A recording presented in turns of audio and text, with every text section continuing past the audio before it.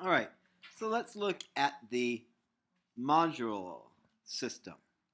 And the modular system is a way to standardize the units of information and compose the message within modules. Lines of type can be broken, split into multiple lines at will, which, like grouping, assist in communicating the message.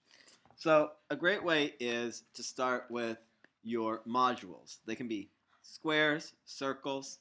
Squares are great. So let's take a look and see how we're going to work these. And here's some examples of type. So let's look and see how we can break up that type into different categories and split the text. So I took how will you give something beautiful to the world? And I split it into 3 equal blocks. And a great way to use module is through your tracking. And let's take a look at tracking, just to review. So I'm going to take tracking and I'm going to make give something. Notice how I split something into 2 lines? You can do that as a typographer. Beautiful. And I want them all to go across. So let's go to character, down to tracking, shift, and then your arrow key up. And let's go to give all the way to the edge. Line it up with the L down in beautiful. Now I'm going to do the same for some. Again, character. And here's the leading. It is with the second option on the right. And of course I'm holding shift and the arrow key. If I don't have shift, I can do it by increments of 1. With the shift, it's increments of 10. So let's go to character, and let's again do the same thing with thing. And here we go. So wait, how will you give something beautiful? And notice that world's too big, so let's reduce the size of world. All right, let's look at our last square. I'm going to make world smaller. Select them all, line them left. And let's see what we can do with 2. And I'm going to do eyedropper and equal those. And let's just put to the world. And let's say with world, let's also add some tracking on it.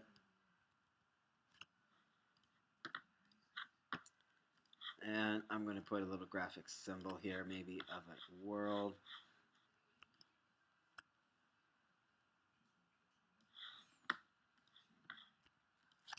I'm going to copy and paste.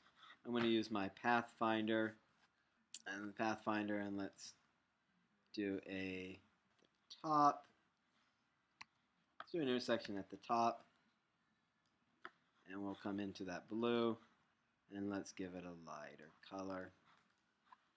There we go. Intersection of the world. Let's group that, and we'll center these. Okay. So there you have 3 great examples of modular.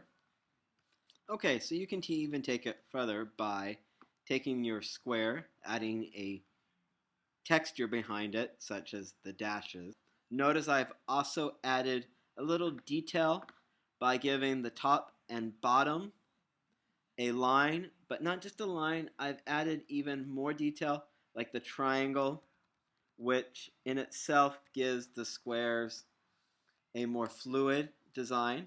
Second example, there is no square in the center, and it is implied by the 2 dash lines, the one at the top and one at the bottom. I've also applied that same dash line to some, the text. So come and be creative and see how you can take modular, start with squares, and then later on see how you can remove that square, but using some graphic elements to imply the shape. Now let's look at modular in action. Now this may seem very simple, the do, make, act. Again, it's modular in a circle, but if we look closer, there's a lot of detail in that circle. Notice the text itself overlaps each other using the tracking. Notice both of the lines, little triangle technique that I showed earlier. And of course, then I made it a little bit transparent. So I put all of the information, centered it into the design, but it is modular. There you go.